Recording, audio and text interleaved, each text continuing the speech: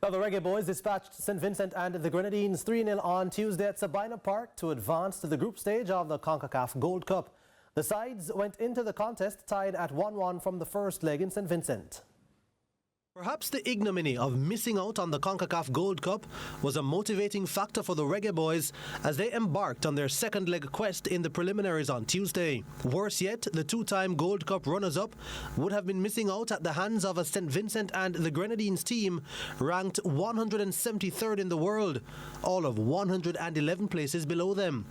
The Jamaicans eked out a 1-1 scoreline thanks to a Leon Bailey penalty at the death in the first leg. It wasn't the usual office at the National Stadium, but at Sabina Park they were determined to get the win and do so convincingly. Arnett Garden's leading marksman Warner Brown set the nation's sails on the path to calmer seas when he scored in the 27th minute. Desperate to avoid any more choppy waters, the Reggae Boyz pushed for a second, but it wasn't until the 89th minute that they would make another breakthrough. Caribbean hospitality was on full display for this one as Andrew Johnson turned the ball into his own net. And 2-0 became 3-0 on the night and 4-1 on aggregate when Ronaldo Cephas volleyed home in the 4th minute of second half stoppages. Job done, and coach Steve McLaren was a happy man. Goal scorer Brown was just one of the locally based players who caught his eye. I think Richard King was excellent tonight, defensively and coming out with the ball.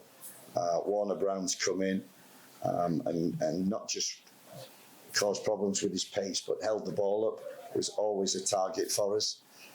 And the local players, they've really made it difficult for the UK and foreign-based players coming in. So it was a balance of 10 and 10, more or less, and the local players never shied away from the challenge.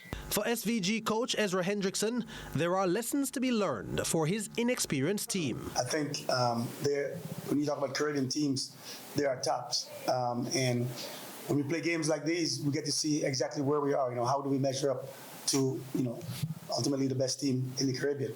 So there's some work to do still. We're a very young team, a very inexperienced team. I think that showed tonight.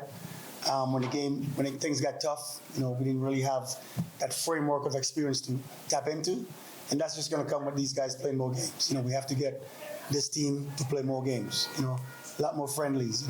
Every time there's a FIFA window, we need to be playing games. It's the only way that this team is going to get better. I mean, the first game is a perfect example of that. 30 seconds to go in the game, not knowing and not having the savvy to finish out that game. These are things that you only get from experience, and you only get the experience from playing in games. So we definitely need more games for this team. The Reggae Boyz joined Trinidad and Tobago, Suriname, Guatemala, Honduras, Guadeloupe and Costa Rica as qualifiers for this summer's Gold Cup, which runs from June 14 to July 6.